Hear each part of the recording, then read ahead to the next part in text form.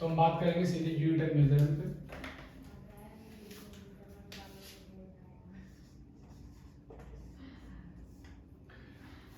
तो बात आती है unit. What do you mean by unit? Unit पढ़ने से पहले हम बात कर लें कि फिजिक्स की ब्रांचेस कितनी होती है, क्योंकि अभी जस्ट मैं स्टार्ट करने जा रहा हूँ चैप्टर, और चैप्टर फिजिक्स का है। और तो फिर हमें सबसे पहले मैं बात करूँगा कि ब्रांचेस कितनी होती हैं फिजिक्स की, ब्रांचेस ऑफ फिजिक्स। तो पहली ब्रांच जो है उसको कहते हैं क्लासिकल फिजिक्स, दूसरी ब्रांच होती है मॉडर्न फिजिक्स, तीसरी ब्रांच होती है क्वांटम फिजिक्स। क्लासिकल फिजिक्स, जब हम मैक्रो एलिमेंट्स की बात करते हैं तो हम क्लासिकल फिजिक्स पढ़ते हैं। अभी तक हमने जितनी भी फिजिक्स पढ़ी, जितनी भी चीज़ें पढ़ी, ये सब क्लासिकल फिजिक्स में आती हैं। मॉडर्न फिजिक्स, जब हम सेमीकंडक्टर की बात करेंगे तो हमें मॉडर्न फिजिक्स की बात आएगी, जो कि क्लास 12th के सिलेबस में आपके। क्वांटम फिजिक्स, जब हम माइक्रो एलिमेंट्स की बात करते हैं, जब हम बात करते हैं इलेक्ट्रॉन, प्रोटॉन, इन सब की बात करते हैं, जब लगभग हमने ये चीज़ें इलेक्ट्रॉन, प्रोटॉन हम केमिस्ट्री में पढ़ेंगे। लेकिन जब हम ये सारी चीज़ें फिजिक्स के अंदर पढ़ने लगे तो ये क्वांटम फिजिक्स की बात आती है, जो कि बहुत आगे हम कॉलेज के टाइम में पढ़ते हैं। तो जो ये हमारे ये चैप्टर यूनिट एंड मेजरमेंट, दरअसल ये तीनों में से किसी का पार्ट नहीं है। यूनिट एंड मेजरमेंट सबसे बेसिक थिंग है जो कि फिजिक्स को मैथमेटिक्स से रिलेट करती है। यूनिट एंड मेजरमेंट के काफ़ी यूजेस हैं आगे। यूनिट, अब यूनिट को समझने से पहले हम समझते हैं क्वांटिटी क्या होती है। देखो, क्वांटिटी समझ जाएंगे तो हम समझ जाएंगे यूनिट क्या है। What is quantity? पहला सवाल है व्हाट इज क्वांटिटी। देखो, anything which can be measured और which can be calculated is said to be a quantity. कोई भी एक ऐसी चीज जो कैलकुलेट की जा सके, जिसको मेजर किया जा सके, उसे हम क्वांटिटी कहते हैं। एग्जांपल के तौर पे मैं लेता हूँ, मैंने एक बुक रखी सामने, मैंने कहा कि एक बुक है तुम्हारे पास, मुझे इसका वेट बता दो।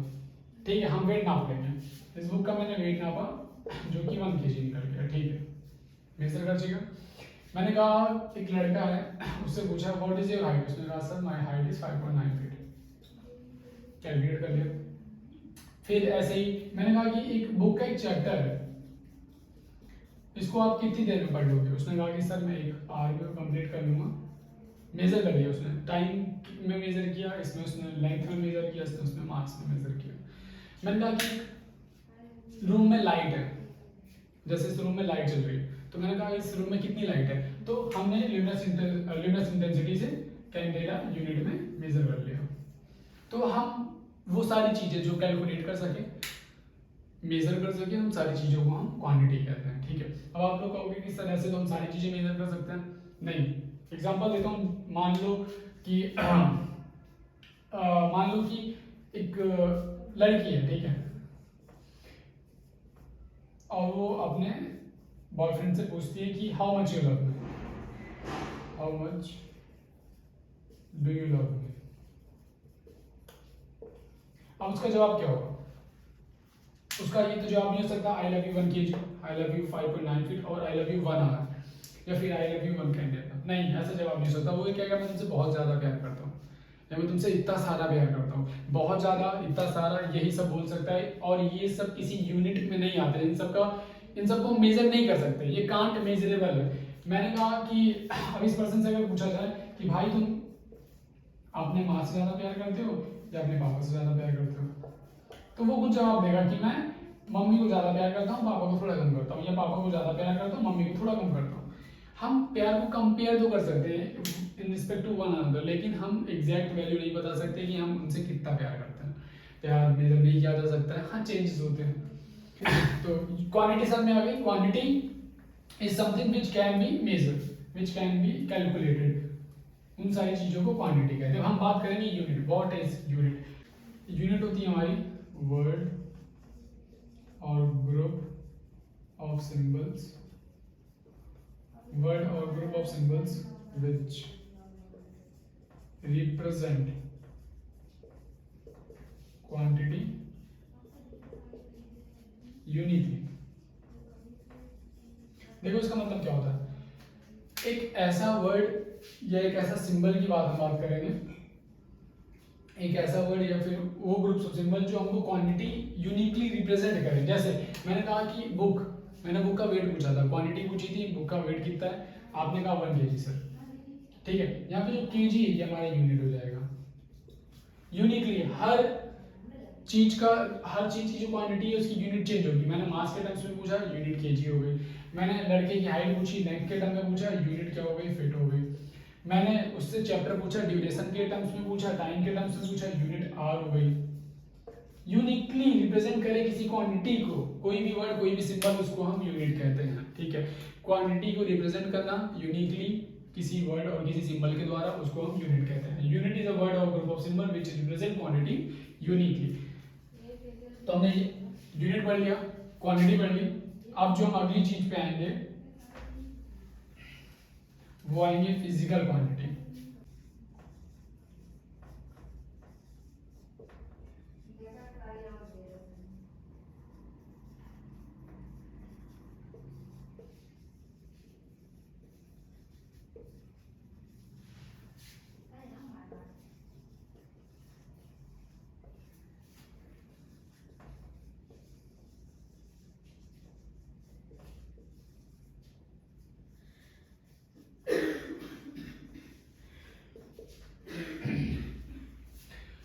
What do you mean by physical quantity? तो physical quantity क्या होती है? The quantity which help us to make formula, to make equation or to understand laws of nature. देखो physical quantity ऐसी क्वांटिटीज हैं जो हमको किसी फॉर्मूले को बनाने में काम आती हैं, जो किसी इक्वेशन को बनाने में काम आती हैं, या फिर जो हमें लॉज ऑफ नेचर को समझने में काम आती है। देखो मैं एकदम सिंपल से समझाना चाहता हूँ। फिजिकल क्वांटिटी कुछ ऐसी चीजें हैं, कुछ ऐसे टर्म्स हैं जिनकी हेल्प से हम कोई भी फार्मूला बना सकते हैं, कोई भी इक्वेशन को डिराइव कर सकते हैं, और सारी चीज़ें जो भी इस नेचर में हो रही हैं, जो भी इस नेचर के लॉज हैं, उन सारे नेचर्स, लॉज ऑफ नेचर्स को हम समझ सकें। अगर समझना चाहते हैं तो फिजिकल क्वांटिटी लिटरली मतलब अगर कोई भी चीज़ हमारे वर्ल्ड में, कोई भी फिनोमेना हो रहा है, कोई भी फिनोमेना हमारे वर्ल्ड, हमारे नेचर में हो रहा है, तो हम उसको फिजिकल क्वांटिटी की हेल्प से समझ सकते हैं।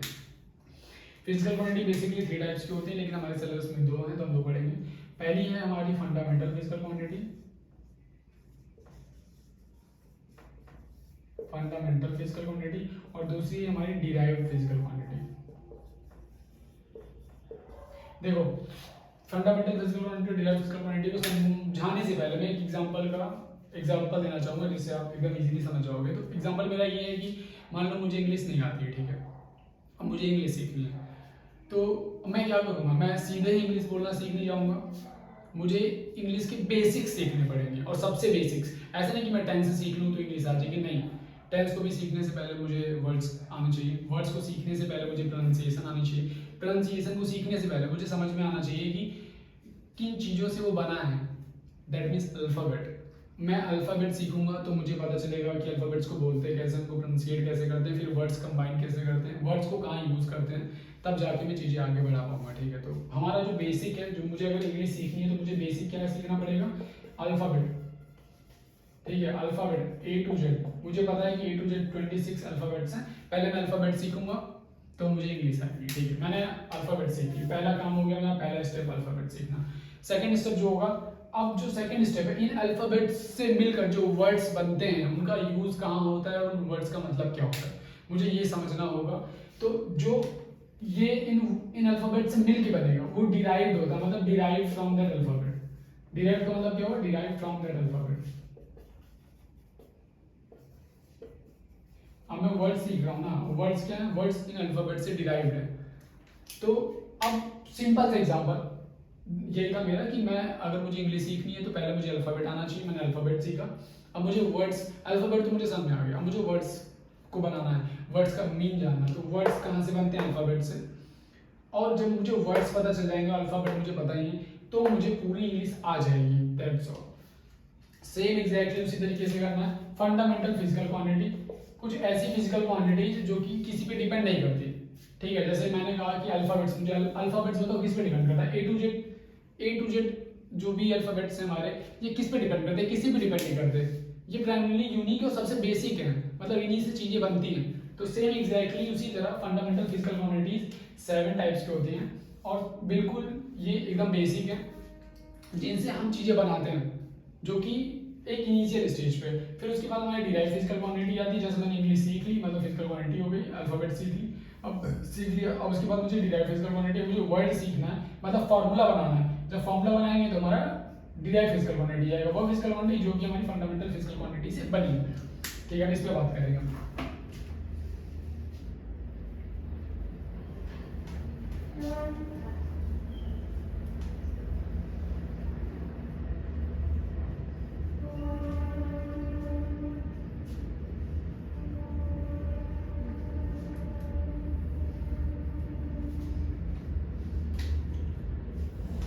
देखो फंडामेंटल फिजिकल क्वांटिटी जो चीज़ है, फंडामेंटल फिजिकल क्वांटिटी बेसिकली क्या, बेसिकली फंडामेंटल मीन्स होता है बेसिक एंड इम्पॉर्टेंट थिंग्स, एकदम बेसिक और इम्पॉर्टेंट, जिससे सारी चीज़ें अराइव हो, जिससे सारी चीज़ें बने, जिससे सारी चीज़ें मेडअप हो, तो उसको फंडामेंटल कहते हैं। फिजिकल क्वांटिटी मतलब एक ऐसी बेसिक फिजिकल क्वांटिटी जिससे हम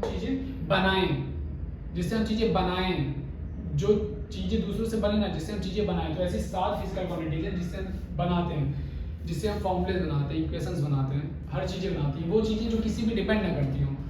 इसका एक जो हमारा वो है डेफिनेशन है, वो ये होता है, those physical quantity which do not depend on any other physical quantity, which do not depend upon any other physical quantity। ये है इसकी डेफिनेशन फंडामेंटल फिजिकल क्वांटिटी। आगे चल के मैं एक एग्जांपल दूंगा, दोनों क्लियर हो जाएंगे। अभी हम देख लेते हैं कि 7 कौन कौन सी फंडामेंटल फिजिकल क्वांटिटीज हैं। तो 7 जो basic physical quantities fundamental quantity, तो 7 जो फंडामेंटल क्वांटिटीज वो है mass, length, time, electric current, temperature, luminous intensity और अमाउंट ऑफ सब्सटेंस।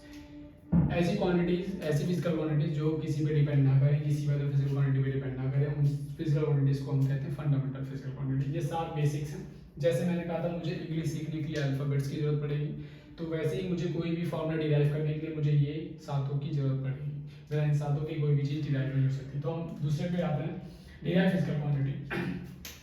इसकी डेफिनेशन हो जाएगी, those physical quantity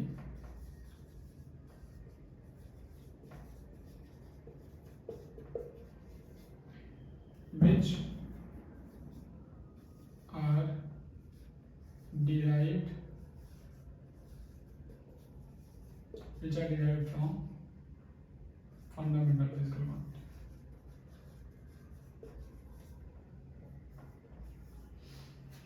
derive physical quantity basic simple है, ऐसी फिजिकल क्वांटिटी जो कि डिराइव होगी से फंडामेंटल फिजिकल क्वांटिटीज से, those physical quantities which are derived from fundamental physical quantities. एकदम बेसिक, जैसे मैंने कहा मुझे इंग्लिश नहीं आती तो मैंने पहले अल्फाबेट सीखे A to Z। अब मुझे A to Z से हम क्या वर्ड फॉर्म करेंगे, that is derive physical quantity. हमने वर्ड फॉर्म किया, मतलब फार्मूला फॉर्म किया। डिराइव फिजिकल क्वांटिटी के एग्जांपल लूंगा। अब एक एग्जांपल से अब दोनों क्लियर हो जाएंगे कि फंडामेंटल फिजिकल क्वांटिटी और डिराइव फिजिकल क्वांटिटी अंतर कैसे। मान लो आप ऊपर ले लेता हूँ, मान लो कि हमारे पास मैंने कहा कि हमारे पास एक बुक है, ठीक है। मैंने कहा इसका वेट करो, इसको कैलकुलेट करो और बताओ मुझे कितना वेट है इसका। आपने कैलकुलेट किया, कहा सर 1 kg वेट है इसका, ठीक है। मैंने कहा ओके।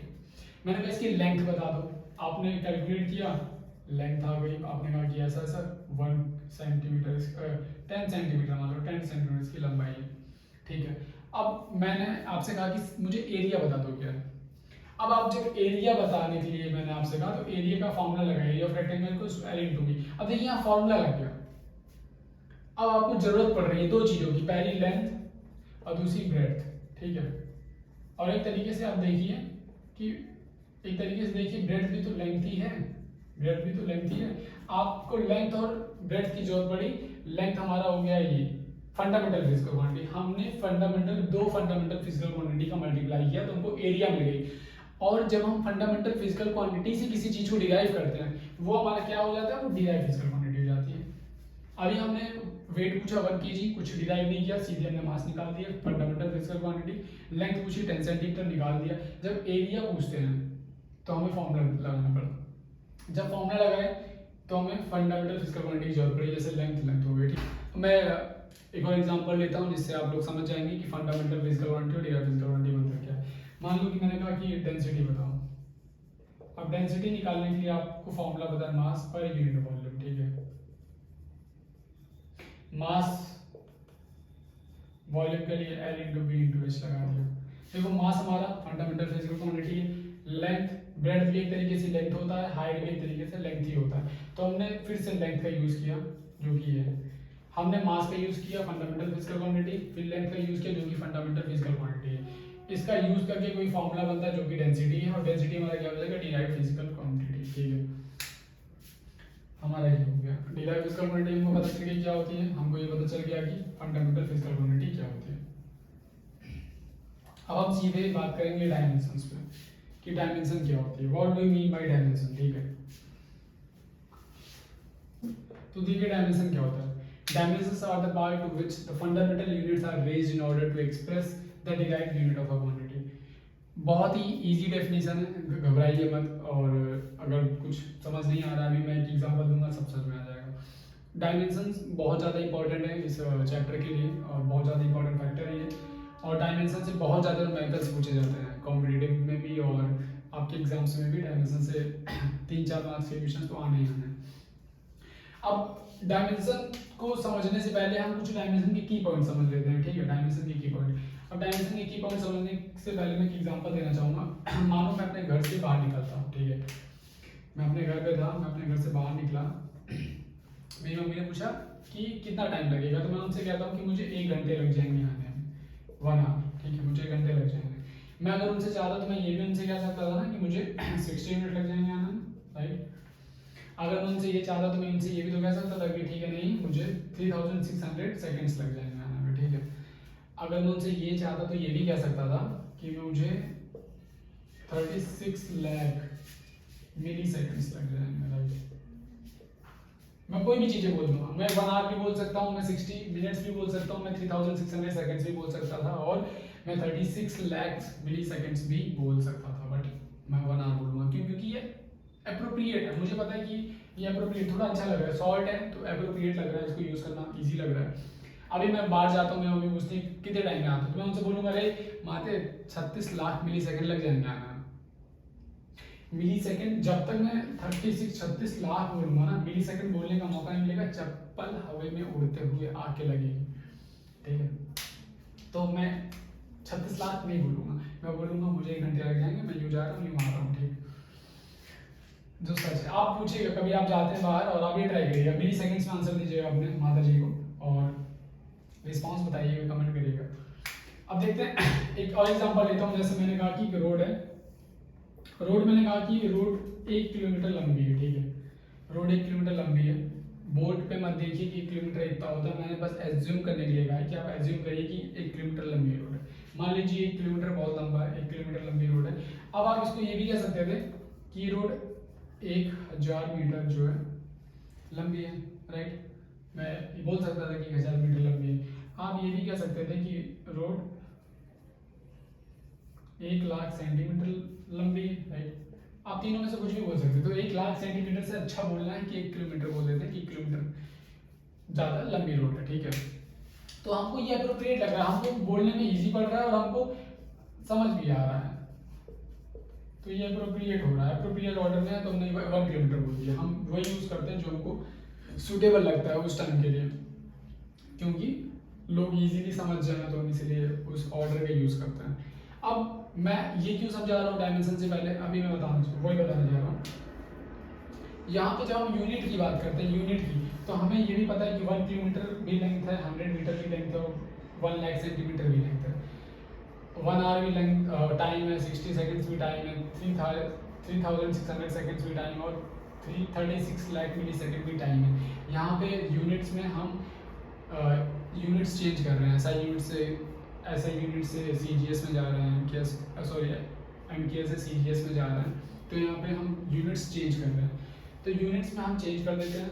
बट जब हम डायमेंशन की बात करेंगे, तो जब हम डायमेंशन पढ़े तो डायमेंशन की बात ये हुई कि हम लोगों ने ये डिसाइड किया, हम लोगों ने नहीं, मतलब साइंटिस्ट ने ये डिसाइड किया कि इसमें बहुत कंफ्यूजन हो रही है। यार वो 1 आवर भी बोलते हैं, 36 लाख मिली सेकंड भी बोल सकता है, यार वो 1 लाख सेंटीमीटर बोल सकता है, 1 किलोमीटर बोल सकता है, थोड़ी कंफ्यूजन। हम जब फिर से मैंने हम कहा, जब साइंटिस्ट ने ये देखा ताकि कंफ्यूजन हो सकती है, तो उन्होंने कहा डायमेंशंस में हम ये काम करते हैं, चीज़ों को एक चीज से डिनोट कर देते हैं, भाड़ में गया किलोमीटर, भाड़ में गया मीटर, सेंटीमीटर, आर, सेकंड्स, मिली सेकंड, ऐसे भाड़ में गए। हम क्या करेंगे, ये एक चीजों को,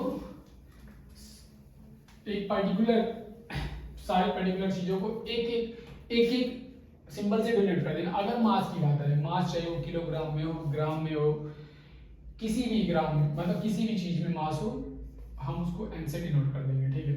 लेंथ, फंडामेंटल फिजिकल क्वांटिटीज, क्योंकि इन्हीं की मदद से हम फॉर्मूले बनाएंगे डिराइव क्वांटिटीज को। लेंथ, कोई भी लेंथ हो, 1 किलोमीटर हो, सेंटीमीटर, मिलीमीटर, किसी भी चीज में लेंथ हो, किसी भी यूनिट में, हम उसको कैपिटल एल से डिनोट करेंगे।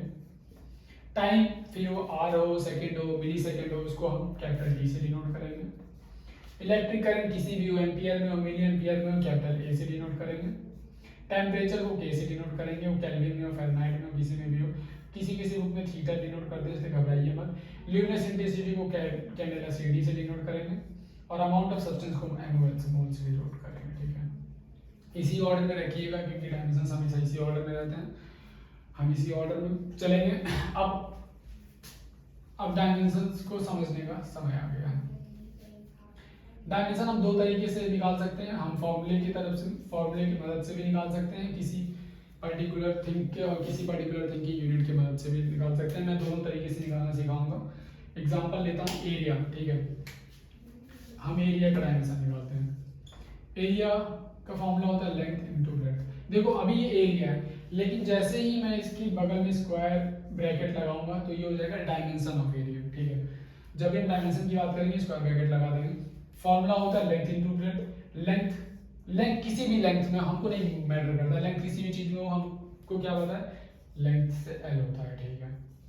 इनटू ब्रेड्थ हमें पता है, ब्रेड्थ भी लेंथ होती है, तो वो भी किसी भी फॉर्म में हो, छोटी हो बड़ी हो हमें नहीं पता, वो एल से डिनोट होगी। सेम एल हो गया तो ये एल की पावर 2 हो जाती है, ठीक है। बेस ए में तो पावर प्लस हो जाती है, सिंपल। डेंसिटी निकालेंगे, डेंसिटी होता है मास अपॉन वॉल्यूम। मास किसी भी फॉर्म में हमको मतलब नहीं है, हम एम लिखेंगे। वॉल्यूम हमको पता होता है L into B into H, या ठीक है। तो length into breadth into height, 3 बार एल आ जाएगा तो एल का क्यू हो जाएगा। एम ऊपर ही है, एल की पावर 3 है, जैसे ही ऊपर जाएगा वो एल की पावर -3 हो जाएगा, तो एम एल की पावर -3 ये। अब हमने निकाला फॉर्मूले किया, इससे हमको फॉर्मूला पता था, लेंथ इनटू ब्रेड्थ हमको पता था, मास पर यूनिट वॉल्यूम तो हमने निकाल लिया। अब मैं बात करूंगा यूनिट, अगर हमको यूनिट दे दी गई हो तो हम डायमेंशन कैसे निकालेंगे। एरिया की यूनिट होती है metre square, right.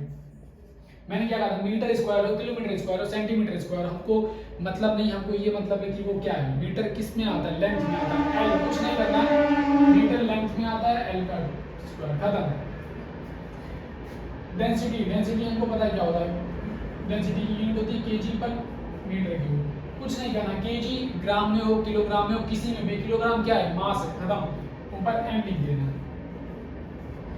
Upon metre cube, metre किस चीज का फॉर्म है, लेंथ का, कुछ नहीं करना है, लेंथ एल की पावर 3, एम इधर एल की पावर 3 माइनस ऊपर से जाएगा, ये आ गया हमारा। हम चाहे फॉर्मूले से लगाएं चाहे यूनिट से लगाएं, हमें आंसर सेम मिलने वाला है। तो अभी आप लोग समझ गए होंगे कि मैं ऐसा क्यों कह रहा था कि किलोग्राम हो, मीटर हो, कुछ भी हो, हम एम क्यों लिखेंगे, क्योंकि हमें ये रूल्स पता है, डायमेंशन में हमेशा हम हर पर्टिकुलर चीज को एक चीज से डिनोट कर दिए हैं, वो किसी भी यूनिट में हो हमको मतलब नहीं है। अगर मास की बात आएगी तो हम एम लिखने वाले हैं, लेंथ की बात आएगी तो एल लिखेंगे, टाइम टी, इलेक्ट्रिक करंट ए, टेम्परेचर के, लिमिट इंटेंसिटी सी डी, और अमाउंट ऑफ सब्सटेंस का मोल, ठीक है। हाँ, अभी बात करेंगे डायमेंशन। अभी हमने ये पढ़ा है डायमेंशन, अभी मैंने ऊपर एक डेफिनेशन लिखी है, जो मैंने डेफिनेशन उस टाइम लिखी थी। डेफिनेशन क्या कहती है, dimensions are the part to which the fundamental units are raised in order to express derived unit of a physical quantity. ध्यान से समझिएगा, dimensions are the part, dimensions power है, ठीक है, ये रहा डायमेंशंस पावर है, dimensions are the part to which the fundamental units are raised. L क्या है, अभी हमने देखा एल फंडामेंटल फिजिकल क्वांटिटी है, एल फॉर डायमेंशन किसकी पावर है, फंडामेंटल फिजिकल क्वांटिटी की। इन ऑर्डर, किस चीज के ऑर्डर में, to express the derive unit of a physical quantity. L2 किस चीज को डिराइव कर रहा है, देख लीजिए किस चीज को एक्सप्रेस कर रहा है, डिराइव यूनिट को। तो डायमेंशंस वो पावर है, डायमेंशंस वो पावर है जो कि किस पे लगाई गई है, फंडामेंटल क्वांटिटी पे, किस चीज को रिप्रेजेंट करने के लिए, किस चीज को एक्सप्रेस करने के लिए, डिराइव यूनिट को एक्सप्रेस करने के लिए। तो डायमेंशंस ये होती है। अब मैंने पूछा कि what is the dimension of length in area 2, what is the dimension of mass in density n की पावर 1, तो दिस इज डायमेंशन। अब मैं कुछ और सम्स लगा लेता हूँ। देखो डायमेंशन पढ़ने से पहले, डायमेंशन समझने से पहले आपको बताता हूँ, आपको या तो फॉर्मूलेस पता होने चाहिए, सब चीजें होंगे, फॉर्मूले देख लीजिए, फॉर्मूला याद कर लीजिए। फॉर्मूला नहीं पता तो एटलीस्ट आपको उनकी यूनिट्स तो याद ही, क्योंकि आप फॉर्मूला याद रखिए चाहे यूनिट याद रखिए, आपको आंसर्स मिल जाएंगे। ठीक है, लगाते हैं speed, speed equals to distance upon time. ठीक है, डिस्टेंस किस में होता है, लेंथ, एल आ गई, टाइम क्या हो गया, टी, टी ऊपर चला गया, L T minus 1, right. Speed हमको पता चल गया टी माइनस 1। सेम वेलोसिटी भी हो जाएगा, क्यों, क्योंकि स्पीड हमारा स्केलर क्वांटिटी होता है, वेलोसिटी हमारा स्केलर क्वांटिटी होता है, वेलोसिटी हमारा वेक्टर क्वांटिटी होता है। वेलोसिटी आ जाएगा तो यहाँ डिस्प्लेसमेंट आ जाएगा, डिस्प्लेसमेंट भी एल होता है, तो हमको सेम फॉर्मूला मिल जाएगा। अगला होता है एक्सीलरेशन, एक्सीलरेशन देख लो, एक्सीलरेशन का फॉर्मूला होता है change in velocity, change in velocity upon time. Velocity का भी हमने निकाल दिया, एल टी माइनस 1, टाइम हो गया टी, टी प्लस में ऊपर जाएगा टी माइनस 1 हो जाएगा, ऑलरेडी टी माइनस 1 है तो ये हमारा हो जाएगा एल टी माइनस 2। ठीक है, समझ में आ गया? कोई भी दिक्कत होगी कमेंट करके बता देना। अब बात करेंगे फोर्स की। देखो फॉर्मूला पता है तो तुरंत भन भन यू निकलेगा। फोर्स का पता चल जाएगा, मास इनटू एक्सीलरेशन। ठीक है, मास हमको पता है m से डिनोट होता है। देखो स्क्वायर ब्रैकेट ना भूलें गाइस, स्क्वायर ब्रैकेट ना भूलें, स्क्वायर ब्रैकेट बहुत जरूरी है।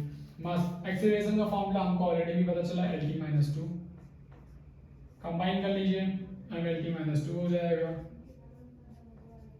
जो हो गया हमारा फोर्स। ठीक है, अब वर्क का देख लेते हैं। Work equals to force into displacement. ठीक है, फोर्स इनटू डिस्प्लेसमेंट। फोर्स का अभी हमने निकाला M L T minus 2, displacement होता है एल, ये गाइस हो जाएगा एल, एल कॉमन है तो एल की पावर प्लस हो जाएगी, एल की पावर हो जाएगी 2 M L 2 T minus 2। Work और एनर्जी सेम होता है, एनर्जी का भी सेम आएगा। एनर्जी जैसे मैंने बोला कि एनर्जी का डायमेंशन निकालो, तो आपको कोई भी एनर्जी का डायमेंशन निकालेंगे सब सेम आएगा, चाहे वो पोटेंशियल एनर्जी निकाल दीजिए, चाहे आप काइनेटिक एनर्जी निकाल दीजिए। मैं दोनों का निकाल के आपको दिखा देता हूँ कि कैसे दोनों का सेम होता है। ठीक है,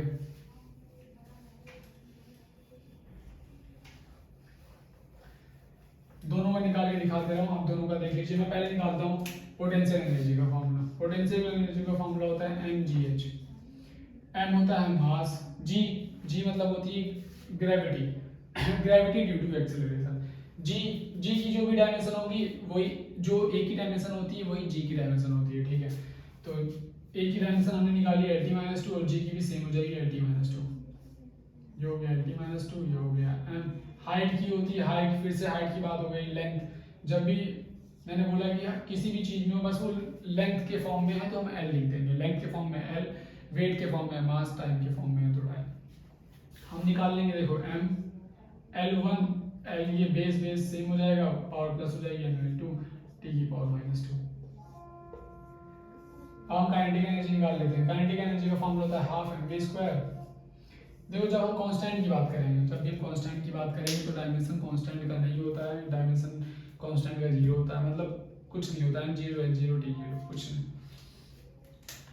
तो डायमेंशन कुछ होगा नहीं कांस्टेंट का, मास का डायमेंशन m हो जाएगा, वेलोसिटी का डायमेंशन हमने पीछे निकाला है lt माइनस 1 होता है, दोनों का स्क्वायर कर देना है। देख लो एक बार ध्यान से, यहाँ पे m स्क्वायर ब्रैकेट के अंदर L का स्क्वायर करोगे तो L2 आ जाएगा, t-1 का स्क्वायर करोगे तो t-2 आ जाएगा। इसको कंबाइन कर दोगे गाइस तो mL2 t-2। ध्यान से देखो, दोनों एनर्जी का डायमेंशन सेम है, और जो एनर्जी का डायमेंशन है वही पावर का, वही वर्क का डायमेंशन है।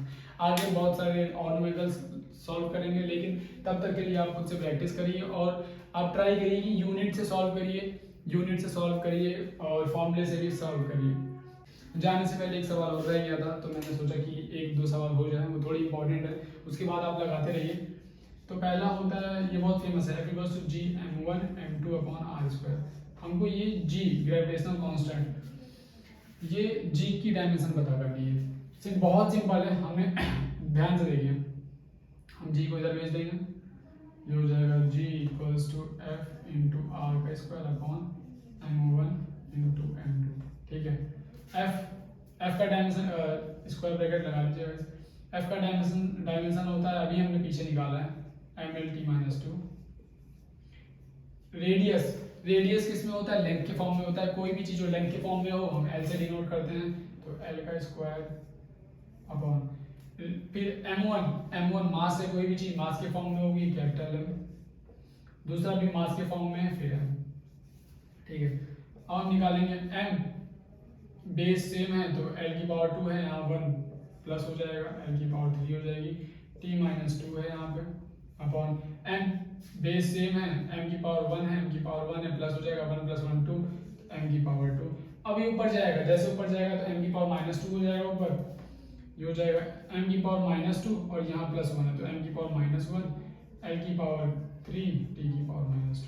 ये हो जाएगा हमारा डायमेंशन ऑफ ग्रेविटेशनल कांस्टेंट। ठीक है, अब सेम इसी की तरह एक सवाल है जो हम लगाएंगे यहाँ पे। पहले फ्रीक्वेंसी देख लेते हैं। फ्रीक्वेंसी, डायमेंशन ऑफ फ्रीक्वेंसी क्या होती है?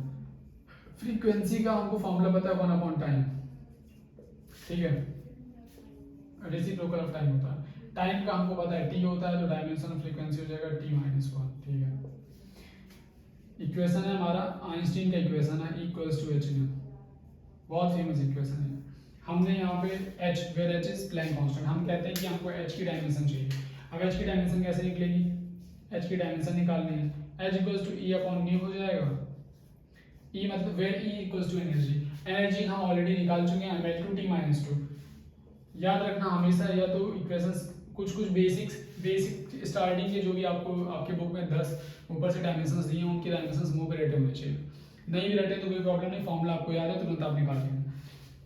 mL2 t-2 हो जाएगा, अपॉन न्यू का भी निकाला, t-1 होता है, t-1 ऊपर जाएगा, ये प्लस में हो जाएगा और ये माइनस में, ऊपर t-1 बचेगा, mL2 t-1। कोई कंफ्यूजन तो नहीं?